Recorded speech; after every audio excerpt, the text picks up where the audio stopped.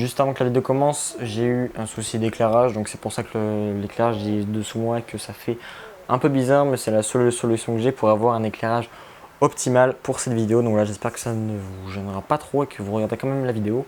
Bon, je vous dis une bonne vidéo.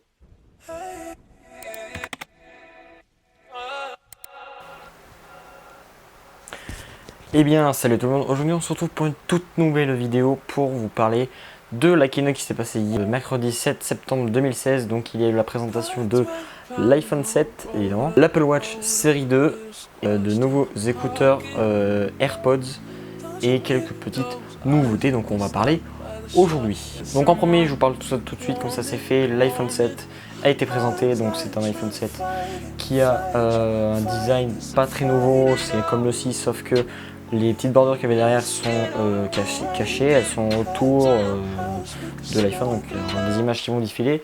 On a deux nouvelles couleurs entre guillemets, parce qu'il y a la version jet noir, je crois, que c'est un noir très brillant comme les iPhone 4 et 4S, donc bien brillant, bien peau libre aussi, je sais pas trop comment dire, mais vous avez des images. Et la version gris sidéral qui est maintenant mat, donc c'est vraiment un noir que je trouve très joli. Après on a bien sûr le argenté habituel, l'or, et le or rose. Pour les deux modèles, les couleurs sont exactement pareilles. Ce qui change principalement, on va dire, c'est la caméra. Sur l'iPhone 7, elle est bien meilleure, elle est 12 mégapixels avec une ouverture f1.8. Donc par contre les caméras, enfin tout ce qui est ouvert sur une photo, je ne connais pas. Mais à mon avis, ça doit être plutôt pas mal, plus de lumière. Et l'iPhone 7 Plus a deux caméras, la même que le 7, et un téléobjectif, je crois qu'ils l'appelaient comme ça, téléphoto, qui permet d'avoir un zoom carrément optique, donc avec l'appareil photo et non pour le refaire en logiciel, pour que la qualité soit meilleure et que le zoom ne soit pas pixelisé. Ensuite, bien sûr, un meilleur processeur, meilleure carte graphique. C'est un iPhone qui est 120 fois plus rapide et mieux que le premier iPhone, ce qui est à peu près logique. Et il est 4 fois plus rapide que le 6S, je crois. Si je ne dis pas de bêtises, je ne suis pas sûr, mais c'est quand même un téléphone qui est, on va pas se le cacher, plutôt sympathique. Alors je pense qu'avec cet iPhone, Apple relance sa catégorie de smartphone, parce que avec le 6S, il n'y a rien de très neuf à part 3D Touch et la deuxième génération de Touch ID et la nouvelle couleur or rose.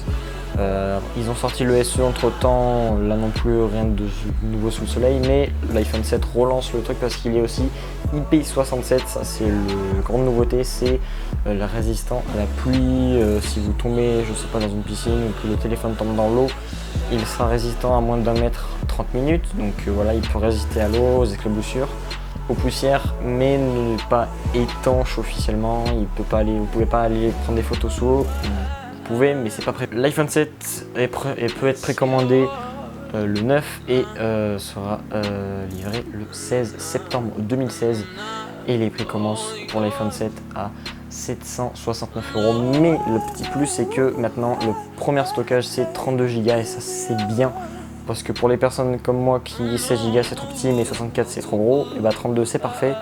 On peut aller jusqu'à 256, mais bon, personnellement j'en vois pas l'utilité pour ceux, à part pour ceux qui prennent beaucoup de photos en 4K ou je sais pas, qui ont beaucoup de documents.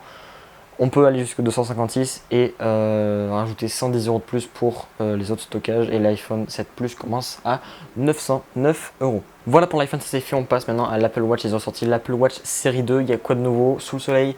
Eh bien, elle est aussi entre guillemets waterproof, elle est swimming proof, c'est-à-dire que vous pouvez aller nager avec. D'ailleurs, il y a dans la catégorie sport de l'application, il y a l'application nager, donc vous pouvez aller nager avec pour ceux qui font de la natation évidemment. Et une nouvelle édition entre guillemets de l'Apple Watch, la version Nike Plus. Donc Nike Plus c'est quoi? C'est que pour ceux qui connaissent Nike Plus, c'est pour ceux qui veulent courir tout ça avec de la connectivité, on va dire, avec leur smartphone. Là vous avez carrément la montre qui est dédiée entre guillemets à ça, avec un nouveau bracelet que je trouve personnellement moche, parce que voilà, c'est un bracelet sport avec des trous et fluo. Perso j'aime pas, hein, perso vous pensez ce que vous voulez, mais voilà, c'est une version qui sort plus tard, fin octobre, et c'est la même que la série 2, je crois, un truc comme ça. Oui, c'est la même que la série 2, sauf qu'il y a un nouveau bracelet, et le bracelet je pense sera vendu séparément après.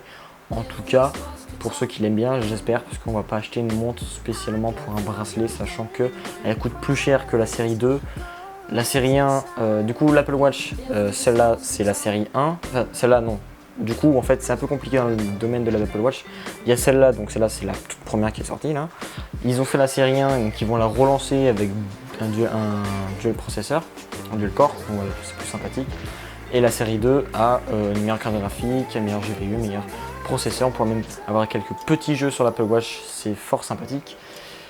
Et elle est swimming proof et à part ça rien de nouveau. L'Apple Watch série 1 à présent on commencera à 249 €, 69 je sais plus, et la version de 369 et la version Nike 449 pour la version 38 mm parce qu'il y a deux tailles d'écran, toujours pareil. Après quoi de nouveau, on a eu en tout premier la présentation de la collaboration avec Nintendo, le jeu Super Mario Run, donc enfin un jeu Mario dans l'Apple Store. Shigeru Miyamoto je crois qui a été invité à présenter le jeu justement au public, donc c'est le Mario Bros mais qui est fait pour l'iPhone, donc voilà, Mario se déplace, vous sautez, vous attrapez les pièces, tout ça, c'est sympathique et il sort fin octobre si je ne me trompe pas et je pense que je vous le montrerai dans une vidéo dédiée. Et enfin on a encore deux petites choses très importantes de ce que j'ai retenu de la keynote, les nouveaux AirPods, donc c'est quoi? C'est les AirPods, donc les écouteurs d'Apple mais sans fil, voilà, c'était prévu. L'iPhone 16 n'a toujours pas de prise jack et sera fourni avec des AirPods avec une prise Lightning et donc ils vendent séparément pour 179 €, je trouve ça énorme, des écouteurs sans fil. Alors je trouve le design bien parce que c'est toujours le même design au niveau des oreilles, donc moi je les adore parce que bon, c'est parfait pour moi, mais le problème entre guillemets c'est que la tige du coup du Bluetooth c'est très long, donc on a une espèce d'oreillette des deux côtés, donc voilà, on n'a plus de fil mais ça fait un petit bout, mais c'est pas trop moche, ça va aller. Il fallait bien caser le Bluetooth dans tout ça et ils sont vendus dans une petite boîte et si on les charge pendant 3 heures, on a dans 15 minutes on a 3 heures d'autonomie, donc c'est plutôt pas mal. C'est à peu près comme les nouveaux trackpads et les nouvelles Magic Mouse et les nouveaux claviers.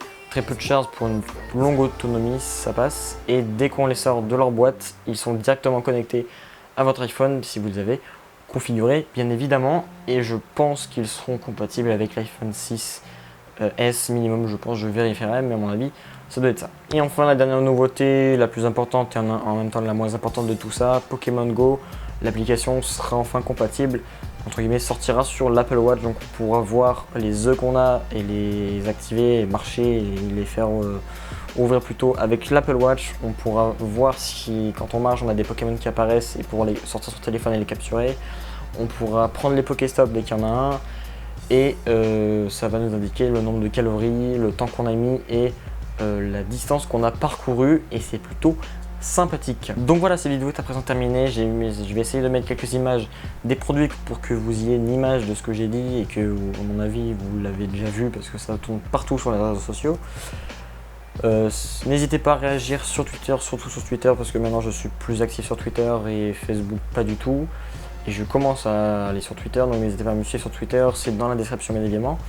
Moi je vous dis à une prochaine vidéo et salut tout le monde!